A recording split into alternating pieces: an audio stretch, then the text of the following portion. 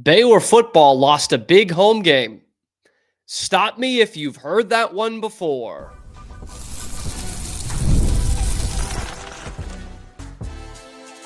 You are Locked On Baylor, your daily podcast on the Baylor Bears. Part of the Locked On Podcast Network, your team every day.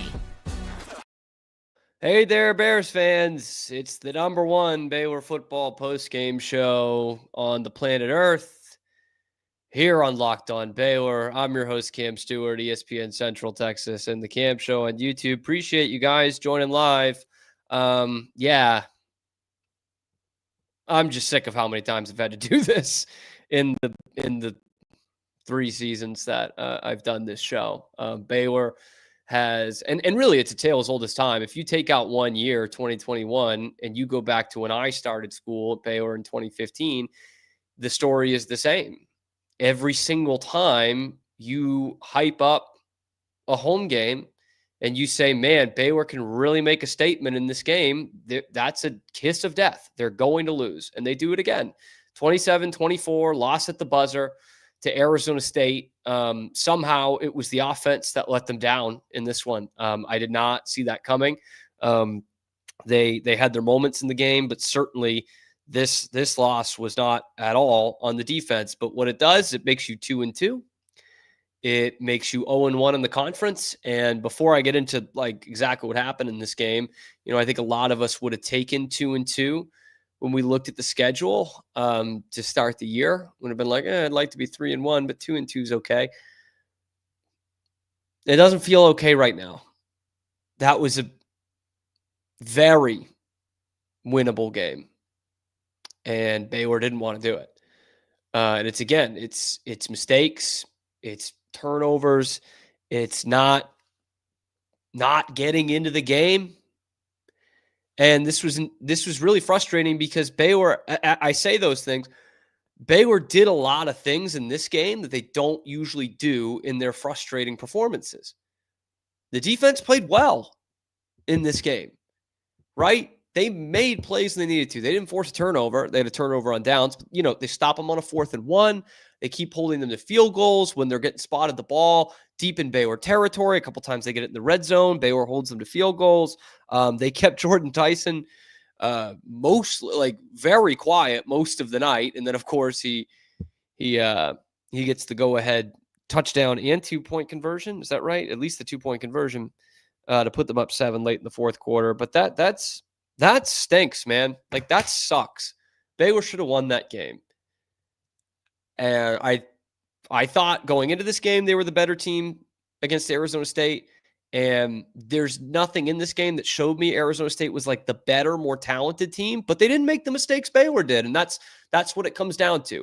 And Baylor continues to make these mistakes that will keep them from being good and or great. Because right now this is an average football team. They're 2-2. This is a bang average football team. There is nothing really special about them. Their quarterback is their best player. He had a tough game today. But there's nothing that's really special about this Baylor team in really any facet, because this is back-to-back down weeks for your quarterback. So, yeah, I just, that's really frustrating. The difference in this game, you all know what it is. 3-0 in the turnover battle. That's it right there. 3 turnovers. Gave up 9 points off those turnovers. Again, a heck of a showing from your defense that it was only 9 points off turnovers. And you lost the game by 3 at the buzzer. That's it. There's a play early on in the game where it looked like Baylor had a pick.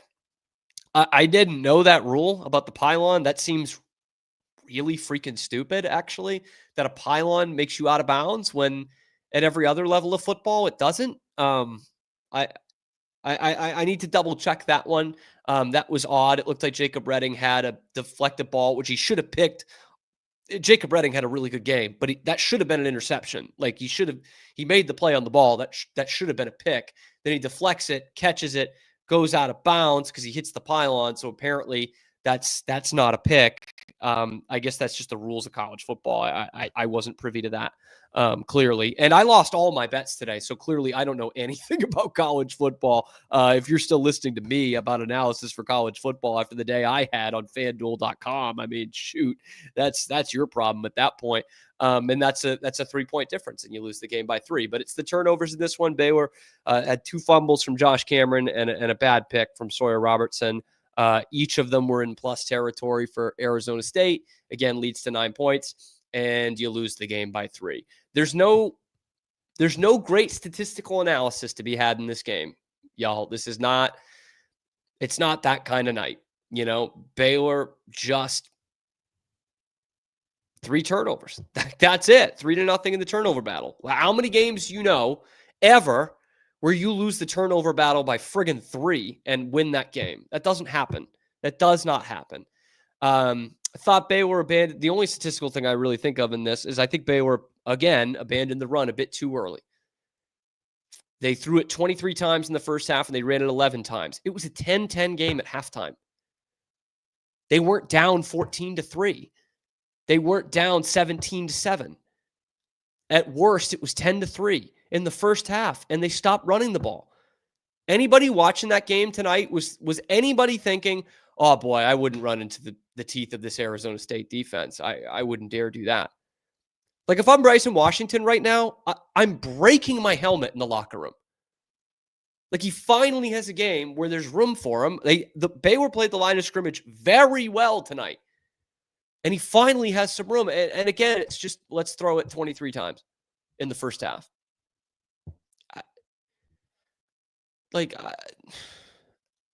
It's just that is the only negative I've taken from Jake Spavital this year. His positives have absolutely outweighed the negatives. But what are we doing? Why don't we try running the ball? You were a really good running team last year. You have most of your offensive line back. You have terrific talent in Bryson Washington. You don't have Dawson Pendergrass, and that again showed tonight. I'm not going to put too much on Caden Knighton's plate. The kid's a true freshman. He looks a player for the future. But it's tough for me to be like, oh, why aren't you getting anything out of Caden Knighton? Well, because he's a true freshman. But Bryson Washington runs for 6.5 yards a carry in this game, and they're not feeding him. They weren't down 2 touchdowns. They just didn't want to. Blake Shapen beat this team. Sawyer Robertson and Baylor couldn't. That's really frustrating. We've got a lot of comments here. Oh, we have a lot of comments. Metal. When is Aranda getting fired? When will Baylor get tired of this year in, year out? Maybe I should be whispering this, but I'm not going to. This was Dave Aranda's best game of the season. Yeah. That defense played legit. He was bitching all week about the line of scrimmage, and they weren't good enough on it. They were absolutely good enough on the line of scrimmage tonight. Both sides of the ball. Absolutely they were. And this defense was money. He was mixing up their formations. It comes down to they don't win big games at home. And that is ultimately on the coach, because that falls down on the coach. But this was Dave Aranda's best game of the season tonight. But since the OU game in 2021, they have not won a big home game. Not one. TCU game last year, that was fun. That was nice. There's no Big 12 implications there. No, I think TCU went to 4-4 with that loss. So you got to go back to a game against Caleb Williams, who has played for 2 other teams in 2 different leagues and has won a Heisman Trophy and has been drafted number 1 overall since then. That was the last time you had a big win at home. Yeah. Wade says, knew when they scored with 1:52 left that bad things are going to happen. Yeah. Look, you finally got an explosive play, right? Michael Trigg had a very quiet night for most of the night for a guy who had 2 touchdowns and is still a weapon. I'm not going to knock him for not scoring there, especially with how tough touchdowns in the red zone were to come by in this game. But yeah, that's more or less unfortunate. It does come down to the play on the final drive, the DJ Coleman penalty. If you see that in the box score, 15-yard late hit, personal foul that puts them in a field goal range. You're thinking, man, this team can't get it out of their own way. So stupid. But if you watch that play, I don't know what else TJ Coleman's supposed to do. It's not a quarterback running at you. It's a wide receiver who's just caught the ball. 9 times out of 10, they're not sliding there. They're not giving themselves up. This time it happened, and DJ Coleman hits him, and it's after he gives himself up. It's really unfortunate, but I don't even think Dave Aranda is going to hold that against him. Like, if we're going to be complaining about the defense not being physical enough, not playing hard enough, not, tackling and being physical and being in the game, feeling like they're going through the motions, if we're going to complain about that all season, which I have, and then that happens, it's football, man. You got to live with that. Chuck says 6-6 at best for this team. I disagree. I think they'll be a little bit better than that. But 10 wins, you'd have to go undefeated the rest of the way. So I'm not buying into that. Yeah, Wade, good question. Third down, that 3rd and 13. Isn't that almost ironic? What did it come down to? A 4th and 13 last year for Arizona State in the playoff, 4th and 19, whatever it was. They have a 3rd and 13 in this game. It's their last draw. It was before Baylor's game tying touchdown. So that must have been when they came down and scored. 3rd and 13, deep in their own territory. They get a 61-yard pass play. That was the only big pass play they had all night right there. That's killer. You can't have that. That was the only play tonight, I thought, where you're like, yep, that's our Baylor defense. That's it. Yeah, a lot of Aranda stuff in there. Chuck, again, Matt Rule and Art Briles, those are our coaches. If anyone is thinking that's true, that's incorrect. Art Briles was fired. Matt Rule moved on. So they're actually not Baylor's coaches. Yeah, I mean, a lot about Josh Cameron in here. I feel bad.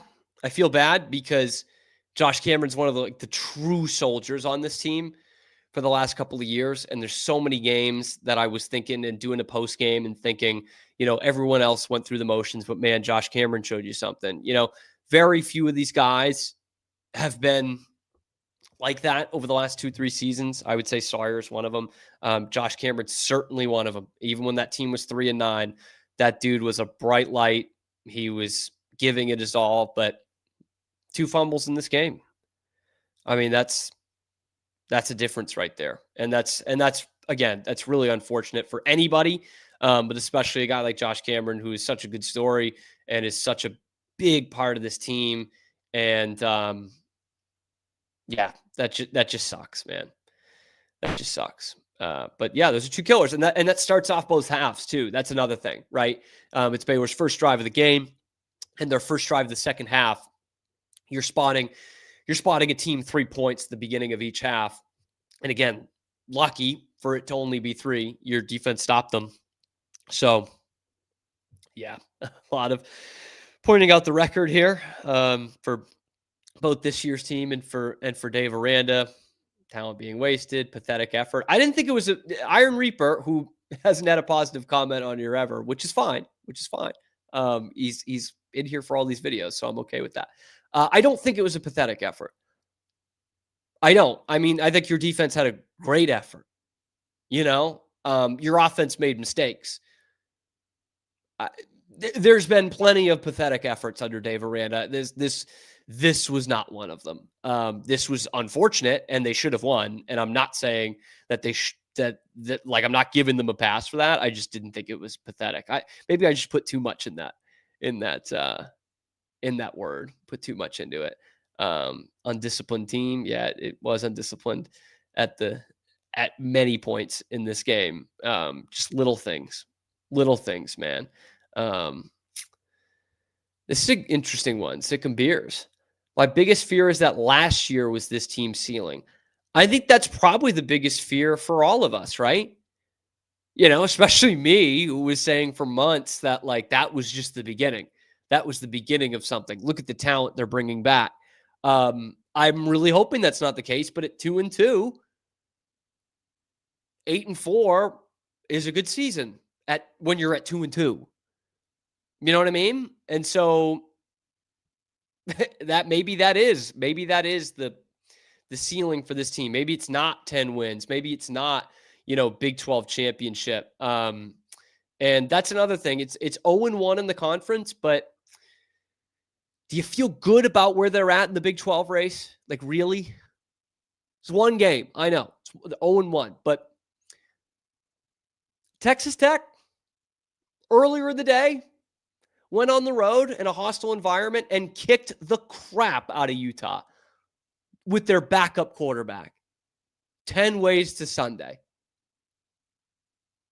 And you lost at home. Like, much as you don't want that to be a part of the picture, it is a part of the picture. When someone in your conference who's absolutely one of the contenders and now the favorite to win this conference starts the day with a massive win, that is setting the bar. We said it on Friday's episode that those were going to be the two games that could really pave the way for who were going to be the real contenders in this conference. Texas Tech versus Utah, Baylor versus Arizona State. And you lost it. You lost it. And again, which most of the comments agree with me on, that was a very winnable game. Very winnable game. And that sucks, man. Like, that really sucks. I'm sick of doing this. Like, I'm sick of coming after a game like this at home, hyped up, uniforms, and look who's here and how much this game is going to mean. And they friggin' lose all the time. They always lose that game. Always. Even if they're the better team, they lose. Like, Baylor's had some bad injuries on defense, and that continued with losing Travion Barnes. But, like, Arizona State's second leading receiver going into this game had 80 yards. 2 of their starting defensive backs were out. How do you lose that? How? It's supposed to be one of the best offenses they've had. One of the best non-Bryles offenses they've ever had. And it's the offense that lost it for you. It just sucks, man. It just sucks. I'm sick of it. Like, it's exhausting. You're sitting there the whole day thinking, man, this is Baylor's chance. This is it. They're better than Oklahoma State. Definitely, hopefully better than Oklahoma State. They're better than Arizona State. And then they do that. And they can't force a turnover, which is the only thing I will say negatively about the defense tonight. But they haven't been able to do that in 4 years. That is Dave's assignment. But like the one game where your offense doesn't show up. And that's the difference in the game. Iron Reapers corrected the pathetic effort to uneven effort. I like that. And that's honestly, I mean, read between the lines. That's what's the most frustrating, right? I've said it 15 times already. Your defense finally plays well, and then your offense is going to suck. Like, really? That's what we're going to do? That's why it's more frustrating than the Auburn game, right? You knew your defense was suspect going into the Auburn game, and they showed you they were really bad in week 1. But your offense did what you thought your offense was going to do. There were some missed opportunities, but for the most part, you're like, okay, that's what it's going to be going forward. And after 3 weeks of an underwhelming defense and an offense that was putting on a show, you get the opposite. Like, that's so frustrating, man. That is so frustrating. Billy says it's a long season. It is still a long season, man. And I guess this is for firing Dave Miranda. This is what Shrike said. Depends on what you want. Do you want to be a Big 12 championship contender every year, or do you not want to be the worst team in the Big 12? I guess I really wouldn't want to be the worst team in the Big 12. That would suck. That would really suck. But I think we're all under the impression that Baylor is not going to be the best team or one of the 2 best teams in the Big 12 every year, even with how wide open this conference is. But with how wide open this conference is, for every senior class you have there for 4 years, I think you should be in contention for the Big 12 title for 2 of them. I think that's fair. That's what we were seeing in the Bryles era, and certainly at the end, they were in the contention every year. And I don't know if you get back to that, but with how this conference is, you should be in contention about half the years. And if you can't be in contention with this kind of talent returning, that's glaring. That's really glaring. Sick of Beer says TCU will crush Baylor. We get a long way before that game. A long way before that game. You got FCS Oklahoma State. I don't even know if I should be saying that this week. I don't know if I should be saying that this week. Then you've got, a reeling Kansas State team. You got to win both those games. Like, we're all on the same page there, right? You've got to win both those games. You have to. And then if you don't beat TCU, then you're absolutely not in the picture. You're not in the picture at all. Big win for the Frogs today. Also beat SMU, which not a great day around college football for Baylor, right? Auburn loses, and so does SMU. So there you go. There you go. Yeah, Sawyer Roberts is not on RG3's level. Oh, no. Oh, no. He's not the best quarterback in Baylor history. Whoops. He must suck.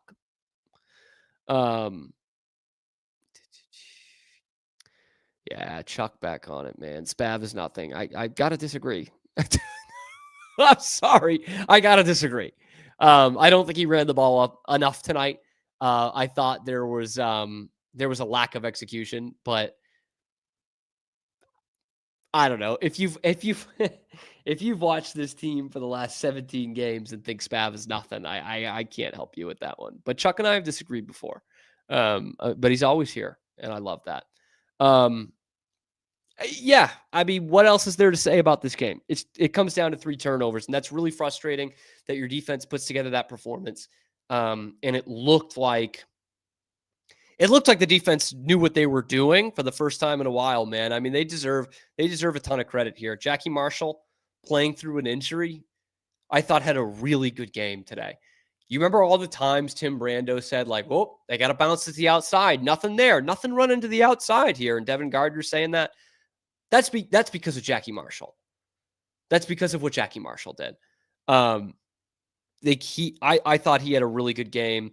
Again, they defended Tyson really well. And Tyson's the best receiver in the Big 12. He's the only guy they have, and he's, I think, a top 5 or 10 at worst receiver in America. And they played him really well. Let's see what he had today. He ends up getting 7 catches for 43 yards, and he does get the touchdown. And that's where it sucks. He beat you when it mattered. You got the touchdown and the 2-point conversion to go ahead by 7. So he did beat you when it mattered. There was a play at the goal line. It was one where Baylor held them to a field goal, and they line him up one-on-one with Caden Jenkins. How much have you heard Caden Jenkins' name this year? He has not been called upon a lot. In fact, he hasn't even been starting. One-on-one with the best receiver in the Big 12. He makes a play. Makes a big-time play. Bats the pass away. They wanted a flag. They were both hand fighting. I thought it was a good no call, and so did the broadcast, and it wasn't called. So there was definitely, and look, Jacob Redding had an awesome game. Ball should have been picked, and that ends up becoming a field goal, and you lose by a field goal. But I thought he had an awesome game. Tyler, can't think of his name. New safety. I keep wanting to say Tyler Thornton. That's not his name. Had a terrific game. So all across the board, you can give a ton of credit to these defensive guys. And when Baylor scored to tie it near the end of the 4th quarter, I really thought I was going to come on here and say, man, they do it again. They didn't have the best game from any of these guys, but they come up big when it mattered. And I guess your offense kind of did, right? You lost the game with the ball in Arizona State's hands. But Sawyer made the plays when it counted at the end. Michael Trigg made the plays when it counted at the end. But sometimes when you don't make the plays when it doesn't count in the middle of the game, it does count. It does count. I'm interested to hear what you guys have to think about what Anthony said in the comments here. He just said, ASU did not impress me, and we still lost. Because every time I say that on the show, I get a bunch of comments of like, oh, cope, cry, can't even admit it. But I think you're right. Like, I was so high on Arizona State to start this season. Obviously, it was a disaster in Mississippi State in that game, and they came back and they blew it at the end. But like, when I've watched Arizona State actually play every game this year. When I've seen Baylor at their best, especially offensively, they're a better team than Arizona State. That's why I think this is a huge missed opportunity. I think we're going to look back on this game because if it's like last year and you have a chance, an outside chance in the final week to make the Big 12 championship game, which again, that's knocking on wood. That's a long way away. But if it's like that last year, you're going to look back, just like you did with the Colorado game, you're going to look back at this one and say that should have been a win. That should have been a victory. Arizona State's a solid team, but we should have beaten them.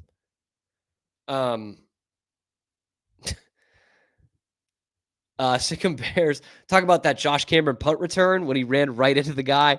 That's because his blocker couldn't block. If I'm remembering it correctly, they had an up man that was covering him, that was blocking him, and what you're supposed to do on special teams is kind of block him towards the sideline when Josh Cameron's coming through the middle. He doesn't. He comes off his block, and Josh Cameron's trying to occupy the space that's supposed to be open when you're blocking correctly, and it wasn't there. The fumbles were on Josh. I don't even know if that was. Anthony, I would definitely recommend canceling your Baylor Plus. There's just not a lot on there, man. Yeah. Antoine says Baylor should have lost by a lot more. Disagree. Arizona State didn't take it by the scruff of the neck, so no, they shouldn't have. I guess they should have lost by like 7. I'll give you that. When you lose the turnover battle by 3, but I thought their defense played really well. I know. And yes, Blake Shapen played Arizona State better than Sawyer did. I'd still take Sawyer 11 times out of 10, but yeah. Yep. Just a really disappointing game.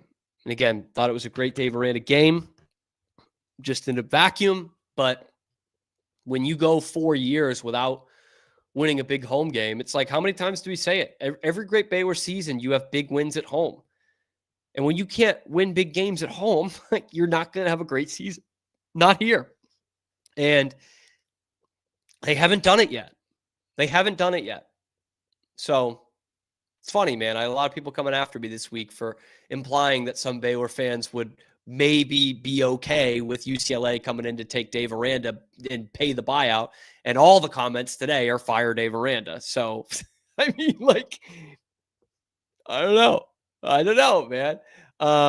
Yeah. And we're going to hear some line from him tonight in the post game that I'm sure we'll go over on Monday's episode, where he says, we got to start winning these games. Man, we got to start. Our crowd was great and this, and we got to start winning these games. And it's just the same line we've heard for 4 years. We got to start winning these games. I'd love for them to start winning these games. I'd love to. I don't know what else to say. Baylor's 2-2. They are one of the football teams of all time. And that's too bad because I thought this was different.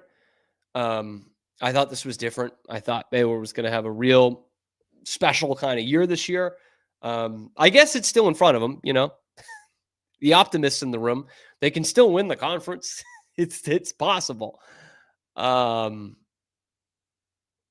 But yeah, this just looks like an average football team, an okay football team. They're aggressively okay.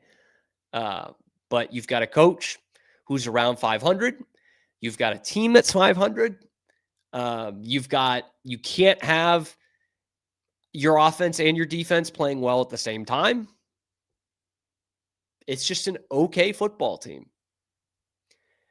Guys, we're going to have a new show debuting tomorrow. For those of you who watch the Big 12 Squad Show, we're going to start doing those live on Sunday morning. So For some of you with the early service right after you get out of church, 11 a.m. Central Time. For those of you who were at church at the time, you can still watch it on YouTube and listen to it wherever you get your podcast. So we will do a review of kind of the whole weekend that was in America's Conference, the Big 12. Obviously, there will be a lot of Baylor talk in there from this game. Tech taking the reins, man. What are we going to do about West Virginia? That was 2 bets I lost this weekend. UCF, are they maybe not legit, but better than really bad? Or is Bill Belichick just that bad? Big 12 continues to dominate the ACC. So that's pretty good. So check out that tomorrow. I'll be hosting that. So no Drake Toll for some of those, for half of you guys. That's going to be a great sign. I like doing the shows with Drake, but it will be me hosting it with the rest of our Big 12 goons in the traditional sense. So thank you guys for tuning in. Let me know what you think in the comment section below. What went wrong in this game? I guess I'll ask you, because so many people are commenting on it. Like, how are you feeling about the coach today? How are you feeling about this team? What does need to turn around? And do you think that Baylor can still be in the Big 12 championship picture when we look at it a couple weeks from now? Let me know in the comment section below. Do me a favor, guys, since you've stayed up late with me. Like the video, subscribe to the channel. I'm going to go watch First Blood. I'm going to let John Rambo take me out of this fugue that I'm in and probably stay up till 2 a.m. and watch that. So yeah, like and subscribe. Let me know what you think of First Blood as well. And we'll see you tomorrow on the Big 12 Squad recap show. And then Monday, we'll break this down even further, and we'll hear from Dave Aranda on your favorite show. Thanks for making it your first listen today and every day. And thank you guys. Thank you actually genuinely so much for making this the #1 Baylor football post-game show on the internet. Full stop, period. And for my money and for most of yours monies, the best Baylor football show, period, on the internet. Thank you guys once again. And we will see you a little bit later on your favorite show, Locked On Baylor.